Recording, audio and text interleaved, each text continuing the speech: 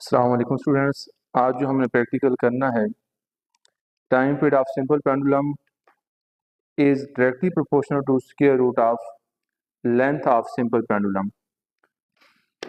हमारे पास formula time period of simple pendulum का ये है कि T is equal to 2 pi square root L over जी।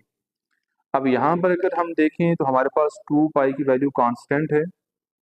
जी भी आप एक स्पेसिफिक जगह पर मौजूद हैं तो वहाँ पर जी की वैल्यू कांस्टेंट होती है। तो आप इसको इस तरीके से लिख सकते हैं, T is equal to constant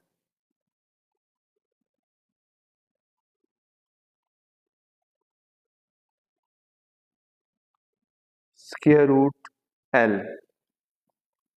अब इस रिलेशनशिप को आप फर्दर लिख सकते हैं, T directly proportional to square root L. अब यहाँ पर स्क्वायर रूट एल और टी का आपस में डायरेक्टली प्रोपोर्शनल रिलेशनशिप है कि हमारे पास अगर time period of simple pendulum length के बढ़ने से क्या होगा कि time period of simple pendulum length के बढ़ने से इंक्रीज होगा। और यहाँ इस रिलेशनशिप को फर्दर मैं ऐसे भी लिख सकता हूँ, कांस्टेंट टी ये स्क्वायर रूट एल इधर नीचे जाके डिवाइड हो जाएगा। तो ये रिलेशनशिप जो है यहाँ पर इस टेबल के अंदर मौजूद है कि अगर T over square root L की वैल्यू जो है वो देखी जाए तो वो हमेशा कांस्टेंट होगी, वो चेंज नहीं होगी। अब यहाँ पर आपने जो कैलकुलेशन करनी है उसके अंदर आपने इसकी लेंथ को चेंज करना है।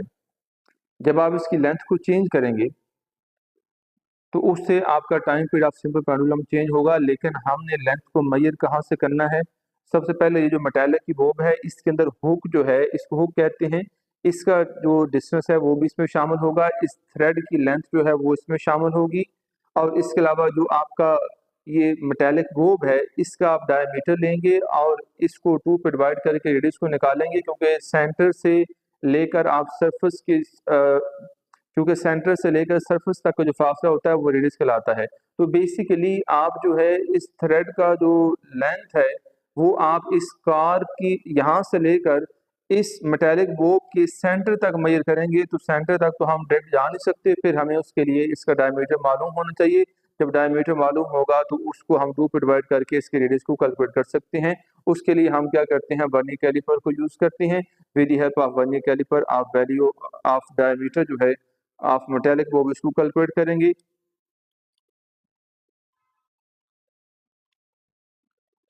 आप मट, आप आप मेटालिक बोब को जब दोनों जॉब्स के दरमियान में रख देते हैं तो इस मेन स्केल के ऊपर रीडिंग को देखते हैं तो हमारे पास वो रीडिंग आ रही है 1.9 सेंटीमीटर। तो मेन स्केल रीडिंग जो है हमारे पास वो 1.9 सेंटीमीटर है।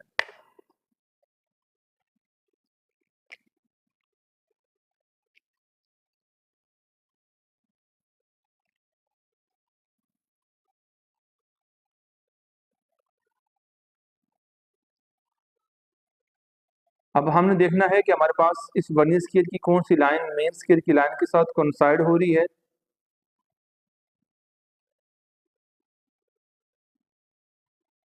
यहाँ पे 10वीं लाइन जो है वो आपके पास वर्नियर स्केल की मेन स्केल के साथ कोइंसाइड हो रही है, मैच कर रही है।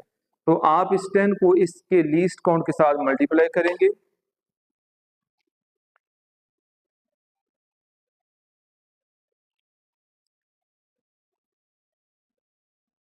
मेन स्केल रीडिंग के साथ ही मैं प्लस कर रहा हूँ, उसके अंदर जो 10 है 10 number of line of vernier scale that coincide with main scale, और इसको आप लीस्ट काउंट जो कि किसी भी इंस्ट्रूमेंट की स्मॉलेस्ट रीडिंग होती है, जो कि यहाँ पर इसके ऊपर मेंशन है 0.05 मिलीमीटर, तो हम इसको 0.05 मिलीमीटर से मल्टीप्लाई कर देते हैं।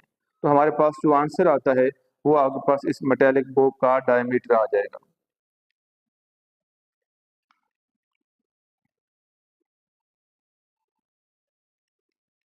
10 मल्टीप्लाई 0.05 प्लस 1.9, तो हमारे पास 2.4 सेंटीमीटर ये आपके पास डायमीटर आ गया है।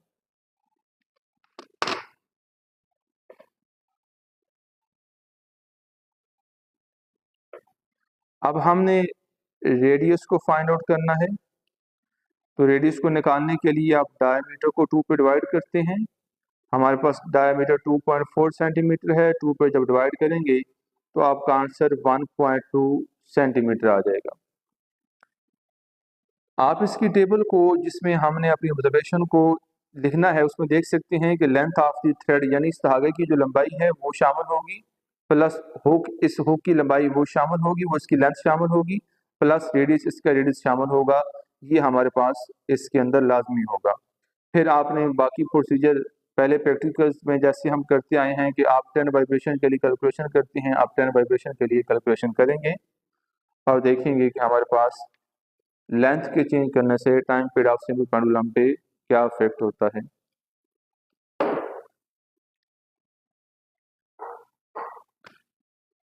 सबसे पहले हम इसकी लेंथ को कैलकुलेट करते हैं।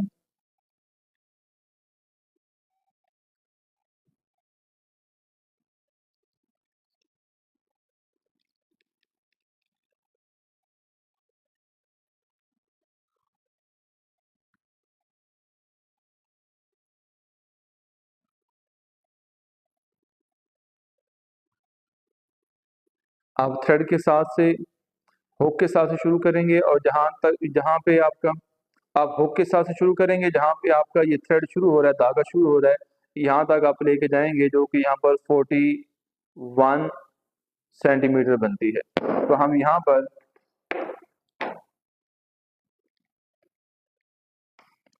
41 सेंटीमीटर इस थ्रेड की और हुक की लेंथ है।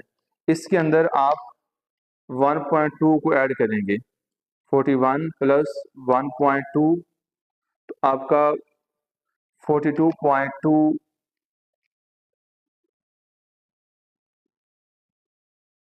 सेंटीमीटर ये हमारे पास थ्रेड आ गया है। ये इसकी धागे की लंबाई आ गई है। जिस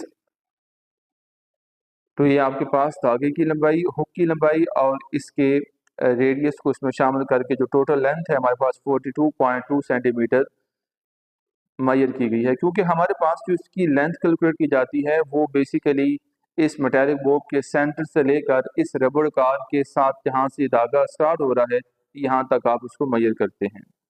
अब 10 वाइब्रेशन के लिए टाइम पीरियड को कैलकुलेट करते हैं।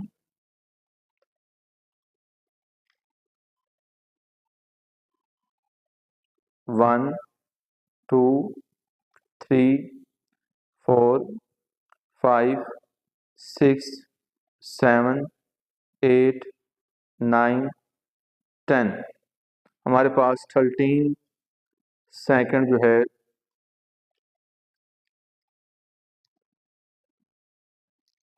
ये आपका टाइम पीरियड आ गया है।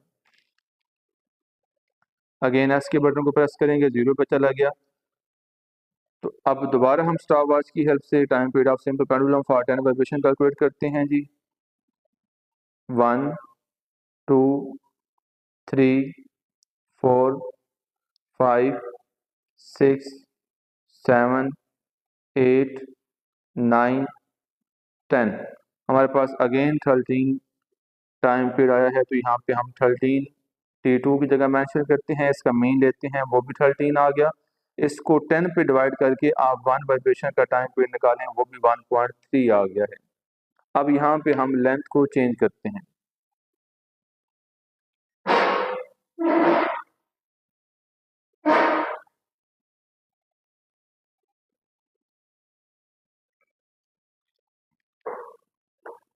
अब थोड़ी सी इसकी लेंथ को कम कर दिया गया है। अब मीटर आर्ट की हेल्प से अगेन हम लेंथ को कैलकुलेट करते हैं।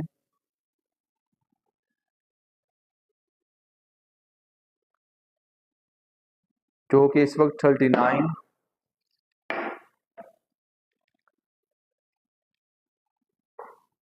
39 सेंटीमीटर इसकी लेंथ आ रही है। इसके अंदर रेडियस को शामिल करेंगे, 39 प्लस रेडियस 1.2 40.2 सेंटीमीटर, यानी हमने लेंथ को थोड़ा सा डिक्रीज कर दिया है। स्टॉप वॉच में इसके बटन को प्रेस करके हम इसको 0 पे लेके जाते हैं। स्टॉपवॉच को अगेन रीडिंग के लिए प्रिपेयर करते हैं। अब इस मेटालिक बॉब को दोबारा आप मीन से एक्सट्रीम पोजीशन पे लेके जाएं और 10 वाइब्रेशन के लिए रीडिंग को कैलकुलेट करते हैं। देखते हैं जी,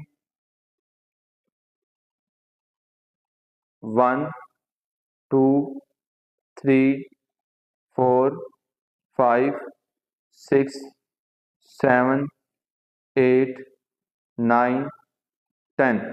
हमारे पास इस वक्त टाइम आया है 12 सेकंड।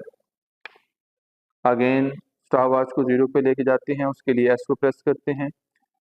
दूसरी रीडिंग हम कैलकुलेट करते हैं।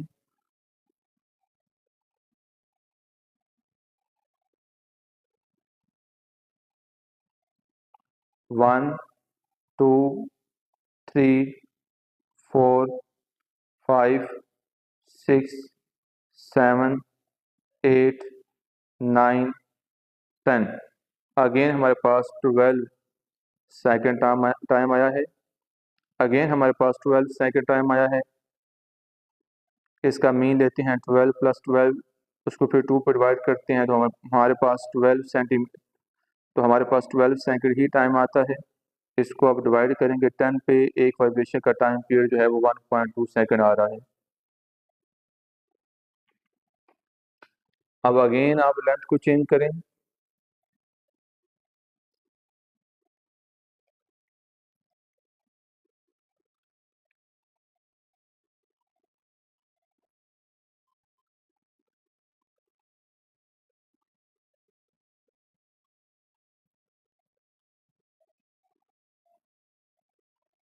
अब हमारे पास जो लेंथ आ रही है वो 36 सेंटीमीटर आ रही है, 36 सेंटीमीटर, और हमारा जो रेडियस है इसके अंदर 1.2, तो 37.2 सेंटीमीटर इसकी लेंथ हो गई है। 37.2 सेंटीमीटर इसकी लेंथ हो गई है। अब यहाँ पर दोबारा इस मेटालिक बॉब को मीन पोजीशन से एक्सट्रीम पे लेके जाते हैं और 10 वाइब्रेशन के लिए टाइम पीरियड कैलकुलेट करते हैं।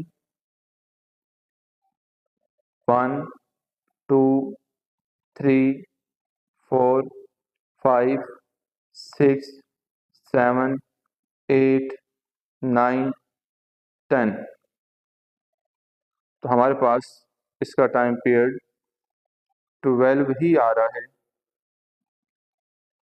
12 सेकंड। अगेन हम इसको एक्सट्रीम पोजीशन पर लेके जाते हैं और उसको रिलीज करते हैं।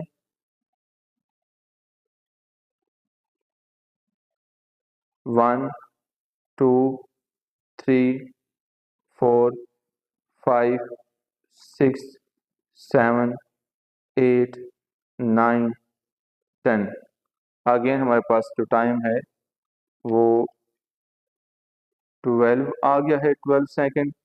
तो बेसिकली 12.25 सेकंड है। अब इनको आप ऐड अप करें।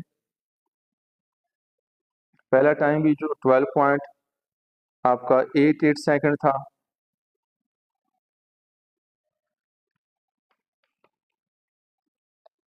ट्वेल्व पॉइंट 88 प्लस 12.25, इसको आप 2 पे डिवाइड करते हैं तो 12.556 आ रहा है। 6 को राउंड करके हम पीछे एक इजाफा कर देते हैं और 12.6 सेकंड हमारे पास टाइम आ गया है। इसको आप 10 पे डिवाइड करें तो हमारे पास आंसर 1.2 आ रहा है। तो ये हमारे पास टाइम फॉर 1 वाइब्रेशन आ रहा है। अब हम कैलकुलेट करते हैं कि हमारे पास टी की जो वैल्यू 1.3 आई है और जो लेंथ आपने ली है, इसको जब आप डिवाइड करेंगे तो हमारे पास आंसर क्या आता है। टी की वैल्यू है 1.3 डिवाइडेड बाय, आप यहाँ पर स्क्वायर रूट लेंगे और स्क्वायर रूट के नीचे आप लेंथ की वैल्यू 42.2, इसको जब डिवाइड करते हैं तो हमारे पास आंसर 0.2 ये आ रहा है। अब हम दोबारा लेते हैं, हमारे पास टाइम पीरियड जो है वो 1.2 है डिवाइडेड बाय स्क्वायर रूट, तो जो आपकी लेंथ 40.2 है, इसको पुट करते हैं और अपने आंसर को देखते हैं तो हमारे पास 0.18 आ रहा है, और 8 को जब राउंड करते हैं तो 0.